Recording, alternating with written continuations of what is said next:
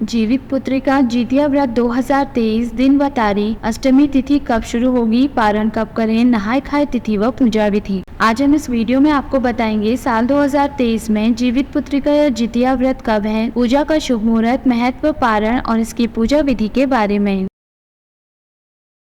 Hello friends, स्वागत है आपका आपके अपने चैनल उपचार नुस्खे में। पंचांग के अनुसार हर साल जीवित पुत्रिका व्रत अश्विन मास के कृष्ण पक्ष की अष्टमी तिथि को रखा जाता है। इसे जितिया व्रत भी कहते हैं। इस दिन महिलाएं अपनी संतान के दीर्घायु, आरोग्य और सुखमय जीवन के लिए पूरा दिन निर्जल व्रत रखकर भगवान जमोदवाहन की पूजा करती हैं। जीवित पुत्रिका व्रत का पारण अगले दिन यानी नवमी तिथि को किया जाता है। इस व्रत में छठ की तरह ही नहाय खाए की परंपरा होती है। आइए जानते हैं साल 2023 में जीवित पुत्रिका व्रत कब है, पूजा का शुभ मुहूर्त, महत्व, पारण और इसकी पूजा विधि क्या है।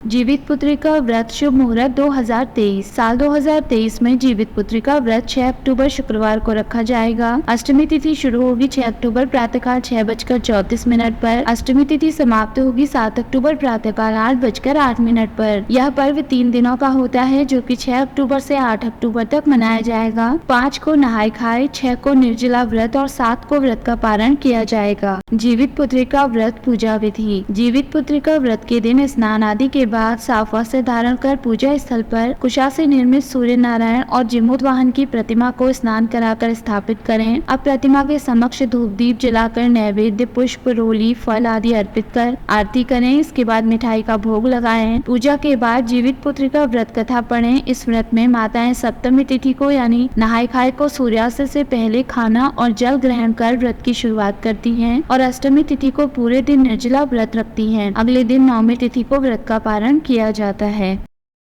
जितिया व्रत का महत्व। धार्मिक मान्यताओं के अनुसार जीवित पुत्रिका या जितिया व्रत संतान की दीर्घायु और सुखी जीवन की कामना से जुड़ा है। इस व्रत के प्रभाव से संतान की दीर्घायु और सुखी जीवन का वरदान प्राप्त होता है। यह व्रत कठिन व्रतों में से एक है। 3 दिनों तक व्रत के नियमों का पालन करने पर यह व्रत पूर्ण होता है। मान्यता है कि जो महिलाएं इस व्रत को पूरे विधि विधान से रखती हैं, उनकी संतान पर भगवान श्री कृष्ण की विशेष कृपा बरसती है। जितिया व्रत का पारण। धार्मिक मान्यताओं के अनुसार किसी भी व्रत के बाद व्रत का पारण करना जरूरी माना गया है। जीवित पुत्रिका व्रत के तीसरे दिन नवमी तिथि को स्नान, पूजा तथा सूर्य को अर्घ्य देने के बाद पारण किया जाता है। इस दिन पारण में मुख्य रूप से मटर का झोर, चावल, पोई का साग, मरवा की रोटी और नौनी का साग खाने की परंपरा है। व्रत का पारण नवमी की सुबह किया जाता है। जितिया व्रत का पारण सूर्योदय से लेकर दोपहर तक किया जा सकता है। पारण के बाद ही यह व्रत पूर्ण माना जाता है। फ्रेंड्स, अगर आपको हमारे द्वारा दी गई ये सभी जानकारियाँ पसंद आई हो तो आप उपचार नुस्खे चैनल को सब्सक्राइब, लाइक और शेयर करना ना भूलें।